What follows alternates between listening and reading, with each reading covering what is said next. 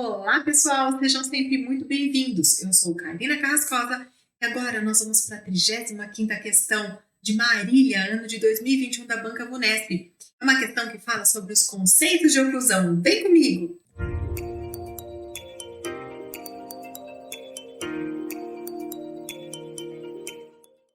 O que dizia essa questão?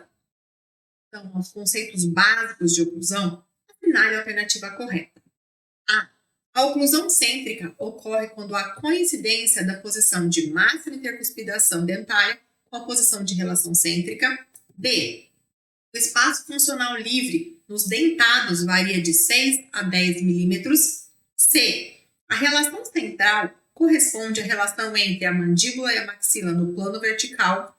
D. A dimensão vertical de repouso é uma posição não variável da altura da face quando a mandíbula está na posição de repouso. E o espaço funcional livre é o espaço existente entre a face vestibular dos pré-molares e molares e a mucosa jugal. Meus queridos, aproveita este momento, deixa seu like, se inscreve no canal caso você não seja inscrito e vamos resolver essa questão. A questão trazia pra gente um monte de conceitos. Prestem atenção. Ele falava de oclusão cêntrica, de máxima intercuspidação, falava de relação central ou relação cêntrica, falava de espaço funcional livre e de dimensão vertical de repouso. Nossa, que salada que ele fez aqui, né? Então vamos separar cada coisa no seu lugar para facilitar a resolução dessa questão. Vendo esses conceitos aqui, eu gostaria de dividir com vocês em duas caixinhas separadas. Vem comigo! Aqui a gente divide num grupo os conceitos de dimensão vertical de repouso, dimensão vertical de oclusão e espaço funcional livre. São conceitos que se relacionam entre si. Depois a gente vai para uma outra caixinha e a gente vai falar dos conceitos de relação cêntrica ou relação central, conceito de relação de oclusão cêntrica, também chamado de relação de oclusão central ou apenas de oclusão cêntrica ou oclusão central, e máxima intercuspidação habitual. Vamos lá? Então, aqui a gente tem dimensão vertical de repouso, dimensão vertical de oclusão e espaço funcional livre. A dimensão vertical de repouso vai ser a medida da altura do terço inferior da face e consiste numa relação espacial da mandíbula em relação à maxila no plano vertical. Vai ser medida na posição de repouso e a literatura diz pra gente que ela é oscilante e variável no mesmo paciente, porque ela vai variar de acordo com a tonicidade muscular, o estado geral do paciente, as doenças que esse paciente apresenta e que podem influenciar nessa dimensão vertical de repouso. Quando a gente fala de dimensão vertical de oclusão, também vai medir a altura do terço inferior da face, também é uma relação espacial da mandíbula em relação à maxila no plano vertical, mas é uma medida quando o paciente está em oclusão e geralmente tende a ter um valor mais constante.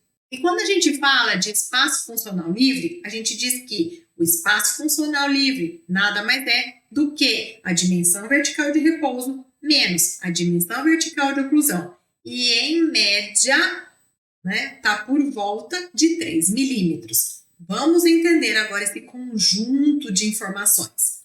Quando a gente fala de dimensão vertical de repouso e dimensão vertical de oclusão, a maneira mais comum de medir isso é por meio do compasso de Willis.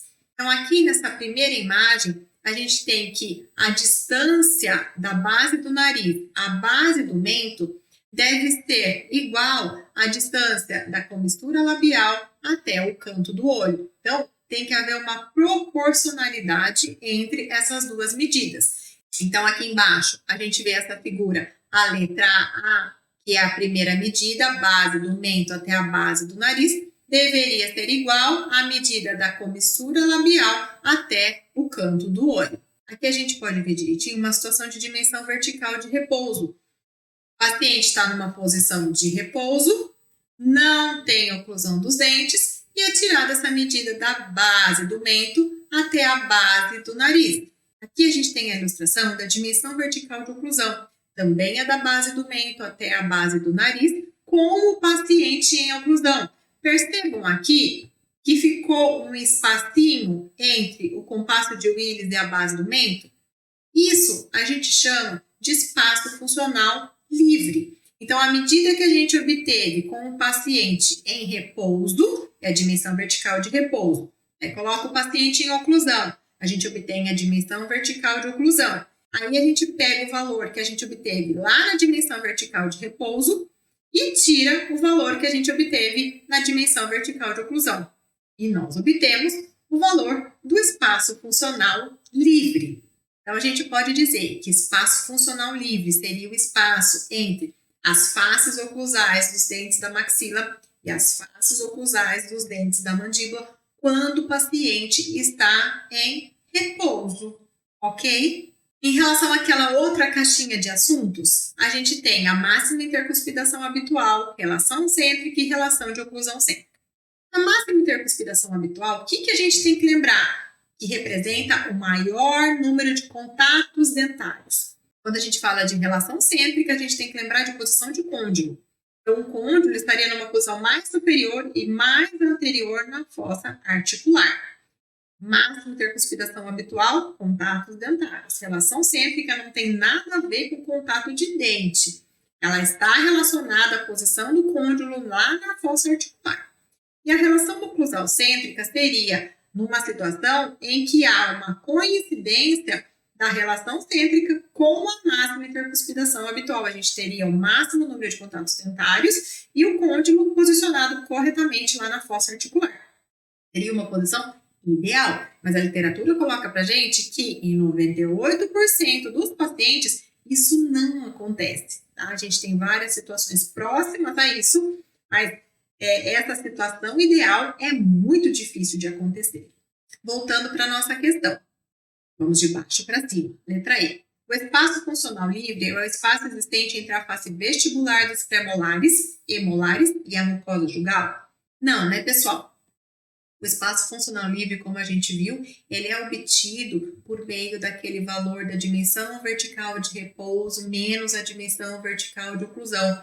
Então, seria o espaço entre a face oclusal dos molares da maxila e a face oclusal dos molares da mandíbula numa posição de repouso. Isso é espaço funcional livre. É errada essa alternativa. Alternativa D. A dimensão vertical de repouso é uma posição não variável da altura da face quando a mandíbula está na posição de repouso. Aqui, falar que a dimensão vertical de repouso é quando a mandíbula está numa posição de repouso, ok, isso está certo.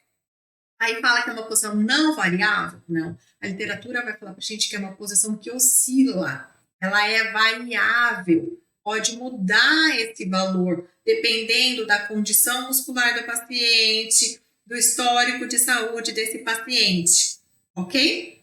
Então, essa alternativa está incorreta porque ela é variável, ela pode oscilar. Alternativa C. A relação central corresponde à relação entre a mandíbula e a maxila no plano vertical?